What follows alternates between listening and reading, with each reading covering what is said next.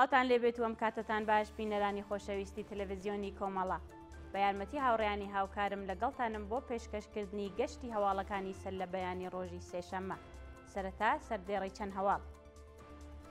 ماڵاوایی لە ژیانی تێکۆشەر و دڵسۆزێکی کۆمەڵە لە شاری بۆکان، بەڕێوەچوونی ڕێوڕسمی ڕێزگرتن لە یادی سێ قارەمانی گیان بەخکردووی شۆڕشی ژینا لە شاری سنە، گیان لە دەستانی هاوڵاتیکی خەڵکی شاری سنە بە تەقەی هێزەکانی ڕژیم، برینداربوونی 14 پەنابەری ئەفغانستانی بەهۆی ڕووداوی هاتوچوو و دەست بەسەرکرانی هونەرمەندێکی خەڵکی شەهریاری تاران.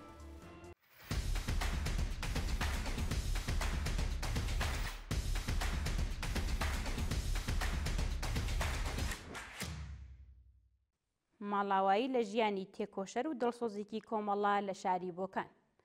زۆر بەداخەوە بەرەبەیانی دوێنێ دووشەممە 26 خەزەڵوەری 1404 هەتاوی مەڵا محەممەد ئەمین سەزیدا کەسایەتیکی ناسرا و خوشناوی ناوچەی بۆکان، تێکۆشەرێکی ڕاستەقینە و ماندووینە ناسی ڕێبازی سۆسیالیستی، ئازادیخواز و بەرابەری تەڵەب، خەباتکارێکی دیرین و بەندکراوی پێشوو هەردوو دەسەڵاتی ستەمکاری پاشایەتی و ئیسلامی، دۆست و لایەنگری دڵسۆز و بە ئەمەگی کۆمەڵە و حیزبی کۆمۆنیستی ئێران بەهۆی نەخۆشیەوە ماڵاوایی لە ژیان کرد و بۆ هەمیشە بنەماڵە و دۆستان و ئازیزانی بەجێهێشت.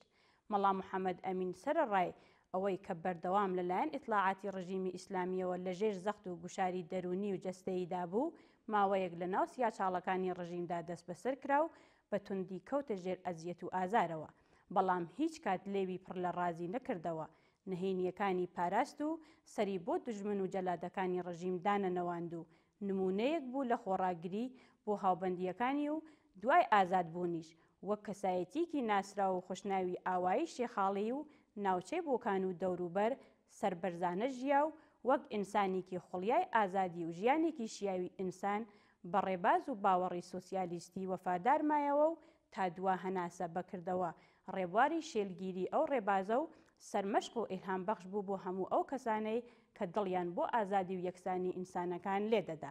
بەم بۆنەیەوە لەلایەن سەرجەم ڕیزەکانی کۆمەڵە و حیزبی کۆمۆنیستی ئێرانەوە پرسە و سەرخۆشی گەرمی خۆمان ئاراستەی سەرجەم ئەندامانی بنەماڵی بەڕێزیان، بە تایبەت هاوڕێ و هاوژینی کاک مەڵا محەممەد، کوڕ و کچەکانی، هاوڕێ ئازیزمان لە ناو ڕیزەکانی کۆمەڵە هاوڕێ نەشمیل سەزیدە و سەرجەم دۆستان و ئاشنایان و خەڵکی تێکۆشەری ناوچەی بۆکان دەکەین و خۆمان بە هاوبەشی خەمی لە دەستانی کاک مەڵا محەممەد ئەمین دەزانین. بەڕێوەچوونی ڕێوڕسمی ڕێزگرتن لە یادی سێ قارەمانی گیان بەخکردووی شۆڕشی ژینا لە شاری سنە. ڕۆژی ڕابردوو بنەماڵی سێ گیان بەخکردووی شۆڕشی ژن ژیان ئازادی بە ناوەکانی زانیار ئەڵڵا مورادی، ئومید حەسەنی و عیسا بیگلەری هاوکات لەگەڵ کۆمەڵێکی زۆر لە چالاکانی مەدەنی و ئازادیخوازی شاری سنە بە پەرپایی مەراسمێک یادی ئەو سێ ئازیزەیان بەرز ڕاگرت. بەپێ ئەو وێنانێ بەدەستی ناوەندی هەواڵی کۆمەڵە گەیشتون، بەشداربووانی مەراسمەکان بە دانانی گوڵی سوور لەسەر گوڵکوەکانیان، خوێندنی سرودی شۆڕشگێڕانە و هەروەها وتنەوەی دروشم پەیمانیان لەگەڵ نوێ کردەوە. ئەو سێ هاوڵاتیە لە ڕۆتی شۆڕشی ژینادا بە فیداکاری و ئازایەتیکی زۆرەوە دژ بە سیستەمی گەندەڵی و ستەمکاری ڕژیمی کۆماری ئیسلامی وەستانەوە و بە گیان بەخکردنیان ڕۆپەڵێکی نوێیان لە شۆڕشی کوردستان کردەوە.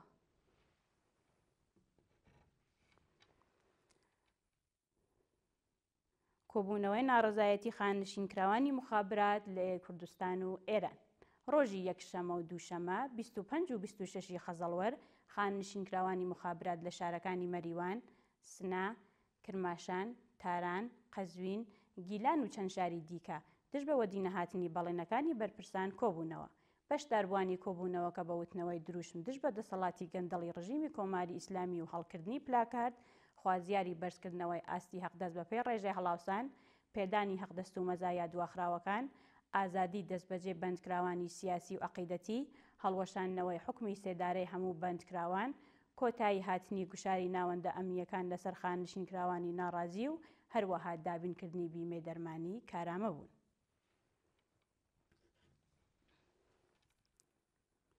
گیان لە دەستانی هاوڵاتیکی خەڵکی شاری سنە بە تەقەی هێزەکانی ڕژیم. ڕۆژی یەکشەممە 25 خەزەڵوەری 1404 هەتاوی هاوڵاتیکی خەڵکی شاری سنە بە ناسناوی میلاد کەرەمی لە شاری بۆکان بە تەقەی هێزەکانی ڕژیمی کۆماری ئیسلامی گیانی لەدەستە.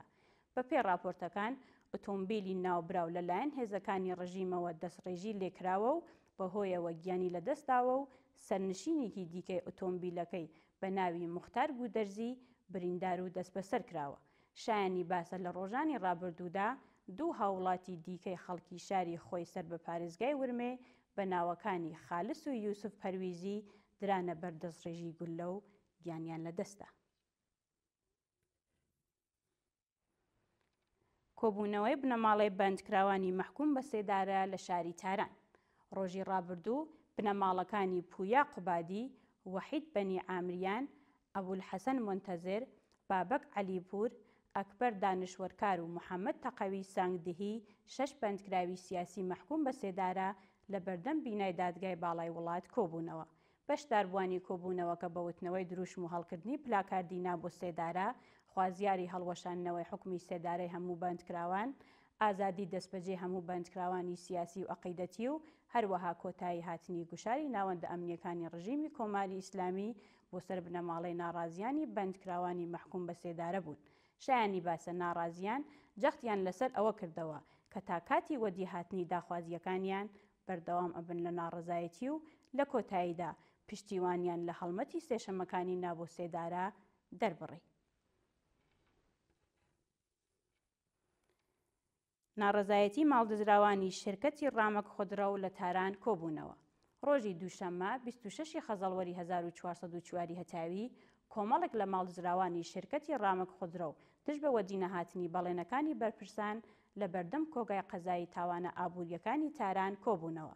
بەپێی ئەو وێنانەی بەدەستی ناوەندی هەواڵی کۆمەڵە گەیشتون، ناڕازیان بە هەڵکردنی پلاکارد ئاماژە بەوە دەکەن کە سەرەڕای تێپەڕبوونی 8 ساڵ بەسەر تۆمارکرانی دۆسیە دژ بە بەرپرسانی ئەو شێرکەتە هێشتا لەلایەن دەستگای قەزای ڕژیمەوە هیچ هەنگاوێک نەندراوە. لە بەردەوامی کۆبوونەوەکەدا ناڕازیان خوازیاری سزادانی تاوانباران، پێڕاگەیشتنی ناوەندە قەزایەکانی ڕژیم لەسەر دۆسیەکەیان و هەروەها کۆتایی هاتنی گوشاری ناوەندە ئەمنیەکان لەسەر ناڕازیان بوون. برینداربوونی 14 پەنابەری ئەفغانستانی بەهۆی ڕووداوی هاتوچوو. ڕۆژی ڕابردوو بەهۆی پێکدادانی ئۆتۆمبیلێکی سوختبەری بەلوچ لەگەڵ دوو ئۆتۆمبیلی هەڵگری پەنابەرانی ئەفغانستانی 14 شارومەندی ئەفغانستان بریندار بوون. بەپێی ئەو وێنانەی بەدەستی ناوەندی هەواڵی کۆمەڵە گەیشتون، لە ئەم ڕووداوەدا هەر سێ ئۆتۆمبیلەکە بە تەواوی لە ناوچوون، بریندار و ڕەوانەی نەخۆشخانە کراون و ئەگەری گیان لە دەستانی چەند کەسی زیان لێکۆتووی ئەم کارە ساتە لە ئارادایە. شایانی باسە لە سەرەوەبوونی خێرایی ئۆتۆمبیلی هەڵگری پەنابەرانی ئەفغانستانی و دەرچوونی لەسەر ڕێگا هۆکاری ڕوودانی ئەم ڕووداوە بووە و هێشتا سەبارەت بە ناسناوی برینداران زانیاریەک لە بەردەستانیە. دوایین هەواڵمان سەبارەتە بە دەست بەسەرکرانی هونەرمەندێکی خەڵکی شەهریاری تاران. ڕۆژی یەکشەممە 25 خەزەڵوەر هاوڵاتیکی خەڵکی شاری شەهریار سەر بە پارێزگای تاران لەلایەن هێزە ئەمنیەکانی ڕژیمەوە دەست بەسەر و ڕەوانەی گرتوخانەکانی ئەو ناوەندە کراوە. بەپێی راپۆرتەکان ئەو هاوڵاتیە بە ناسناوی عەباس پەیمانی بە هێرشی هێزەکانی ئیتلاعاتی سوپای پاسداران بۆ سەر ماڵەکەی بەبێ بەڵگەی قەزایی و بە توندوتیژیەوە دەست بەسەر و هێشتا چارەنووسی دیار نییە.